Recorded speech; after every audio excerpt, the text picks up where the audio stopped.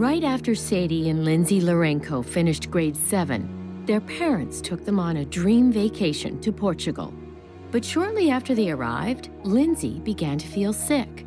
And a few blood tests later, the Portuguese holiday turned into a nightmare.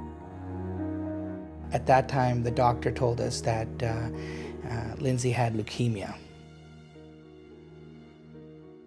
The doctors said that with the fever that she was running, that if they didn't start chemotherapy right away, she could potentially lapse into a coma and never come back out. The Lourencos wanted to take Lindsey home to BC, but they knew she might not survive the trip. She could see that I was very upset, and she asked me if she was going to die. And I said, you know, I would never let that happen to her. Tony quickly arranged for an air ambulance to take Lindsey directly from Portugal to BC Children's Hospital. Upon arrival, she immediately started 2.5 years of chemotherapy. It was a very scary time for Lindsey, for our family.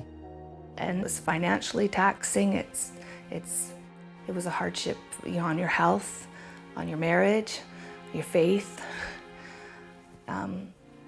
It was a huge challenge for all of us. Lindsey faced all her medical ordeals with a smile. And by January 2010, she was finally finished chemo. But on the day before her end-of-treatment party at BC Children's Hospital, lightning struck the Lourenco family a second time. We got the horrible news again that Lindsey's cancer had returned. But this time, it was a lot more serious. This time, the leukemia had returned in her spinal fluid and her brain. I don't know what was worse, hearing it the first time or hearing it the second time. The next morning, we had to be transported back to Children's Hospital. Couldn't even look up. I couldn't even look at the wonderful nurses and doctors there.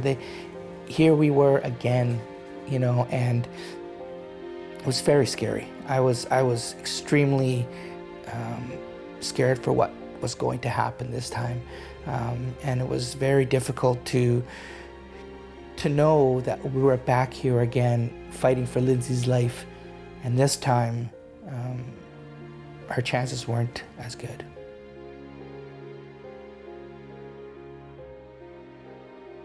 Lindsey needed a bone marrow transplant to survive.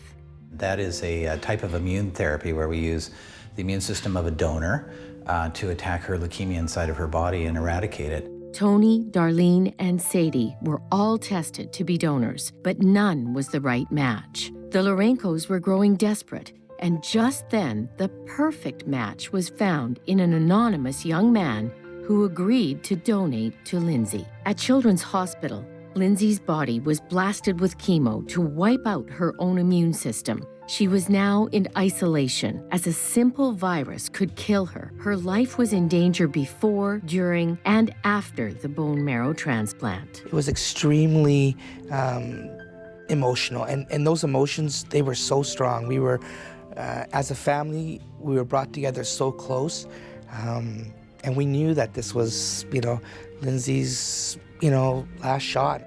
After the transplant, it took another month to see evidence that Lindsey's immune system was rebuilding. She spent her 16th birthday at Children's Hospital. 2 months later, she left isolation. Through it all, Lindsey's family was at her side day and night, especially her twin sister, Sadie. I always felt better when she was there. She would always come and be optimistic, and that really helped with making me feel better, which I guess making me get better in general. Yeah, basically, you're awesome. Oh, thank you. Lindsey's recovery was closely watched by her caregivers, and Lindsey started making plans to become one of them and go into pediatric nursing.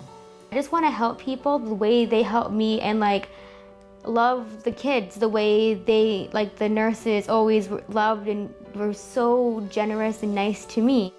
Medal of Courage. The Lourencos were finally able to have that end-of-treatment party at Children's Hospital. Congratulations for many, many more years ahead.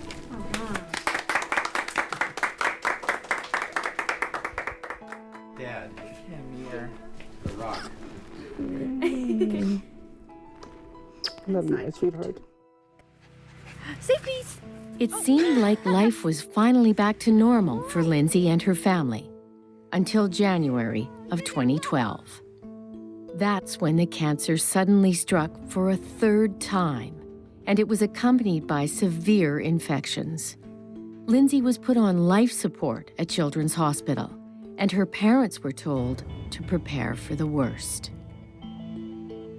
But Lindsey's new immune system began to fight back, and once again, Lindsey's cancer went into remission.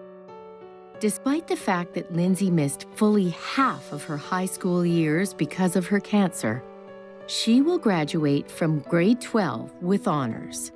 And although her long-term health is still uncertain, Lindsey and her family are moving forward with the courage of champions.